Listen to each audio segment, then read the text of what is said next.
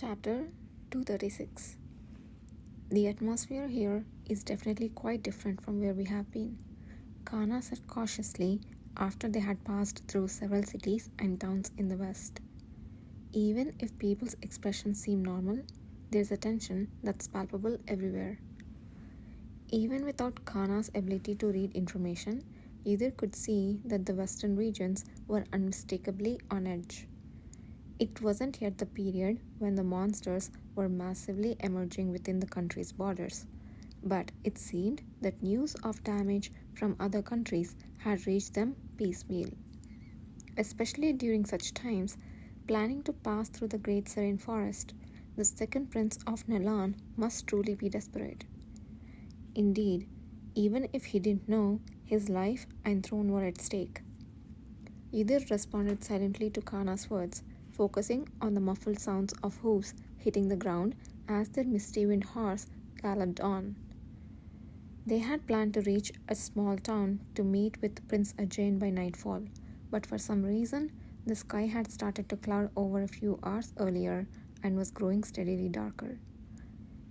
It's become cloudier than before, hasn't it?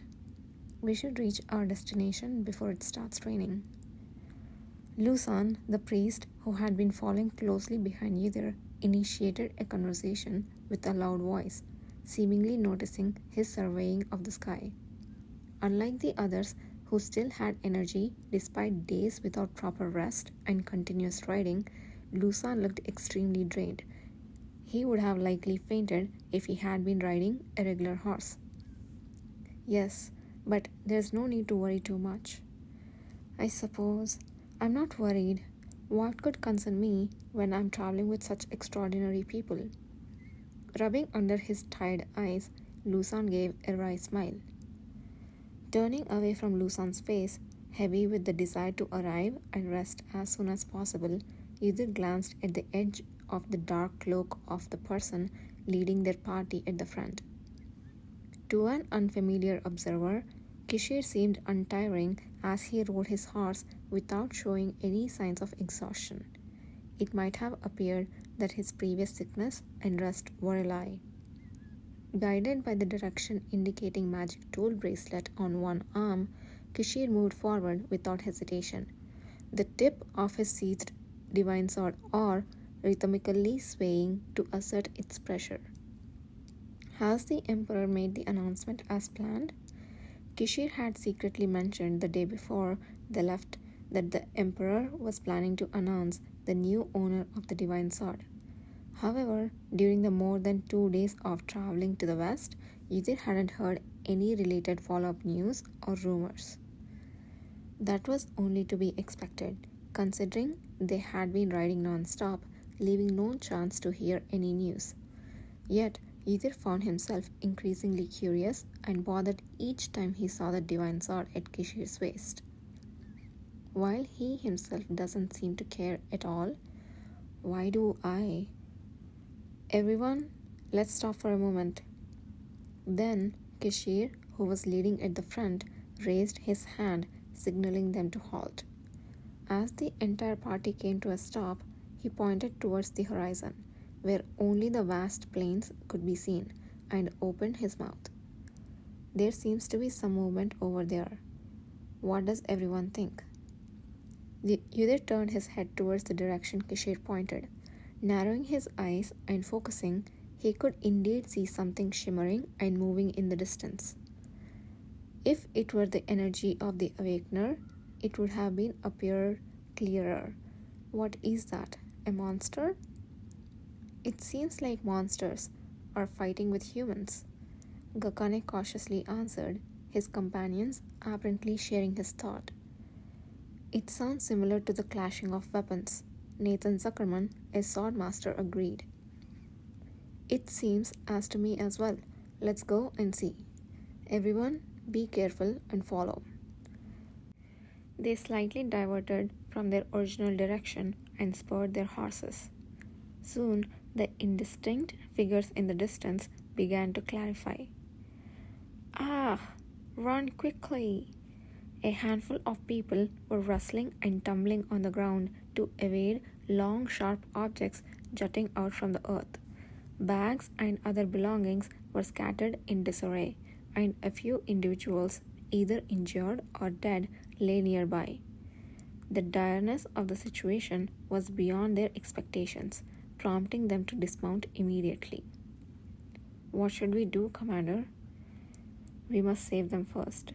In response to Yudhir's question, Kishir, without hesitation, took a look around and issued orders. "Emon, Gakane, use shadows and darkness to conceal the survivors and bring them to us." "Yes." "Kana, get information from those we rescue. Priest Lusan, please provide healing. And Hin and Finn, Yudhir and Nathan, hold off those monsters. You don't have to kill them. Just buy time until all survivors are rescued. Understood?" "Understood." Yudhir leapt off his horse and sprinted, stepping on the wind. "Ah, Yudhir, that's unfair that you're going first." He heard the elder siblings bickering and falling behind him as he ran, stepping on the wind as if hopping on stepping stones. Gakane's shadow followed swiftly behind him. As Yudhir arrived at the battleground, he grabbed the arm of a man who nearly got pierced by something jumping from the ground, then leaped high into the air. "Ah!" The man, who was abruptly lifted into the air by Yudhir, screamed with his eyes shut tight. "Save the people." Yudhir felt as though he had heard that voice somewhere before. Strange. Where have I seen him? In my past life? No, that's not it. In such cases, his intuition was usually correct. Landing on the ground, Yudhir shook the trembling man's shoulder. "Compose yourself. We are here to rescue you. What's your name?" Melbourne Clant." The man somehow understood they were there to rescue him. He curled up, whispering his name in a very small voice. "Melbourne Clant. Melbourne. Ah!"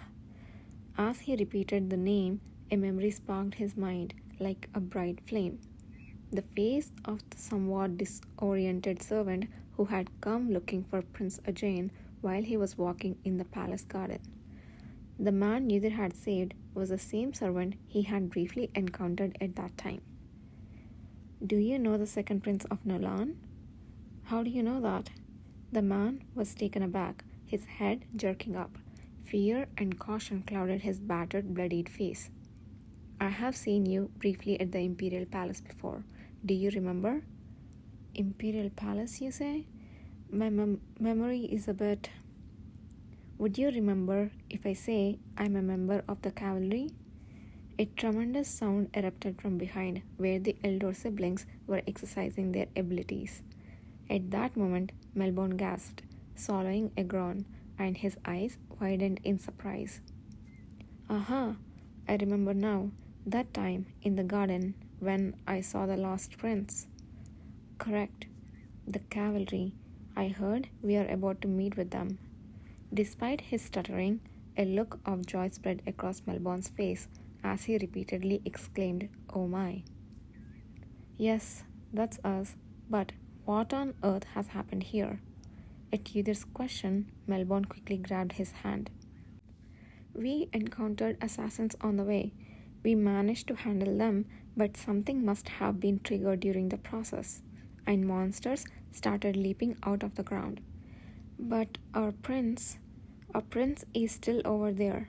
Please, save him before me." Yudhir glanced towards the direction Melbourne had pointed. As the elder siblings and Nathan fought with what looked like tails sprouting out of the ground, he saw someone struggling to get up in the distance. "Oh no." "Understood. You should go ahead."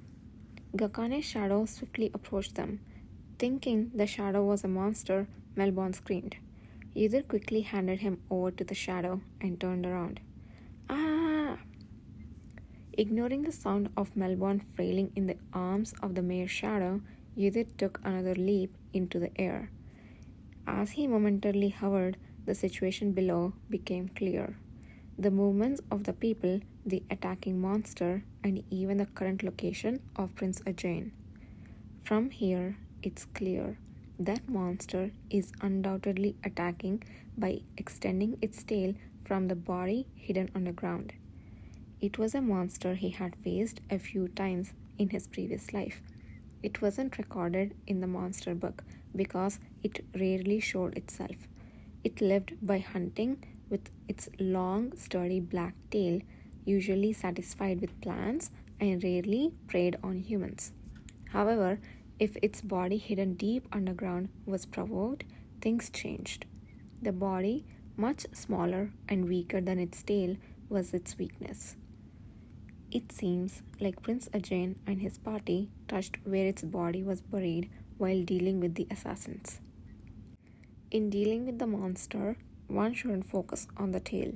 It was crucial to expose the body first and attack it for a swift defeat.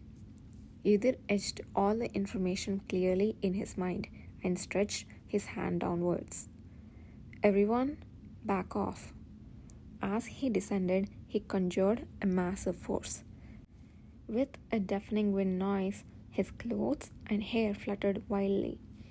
The land below, reacting to the power flowing from Udir's hand, erupted upwards, creating multiple hollows. As soft grass and gentle soil scattered in all directions, someone screamed.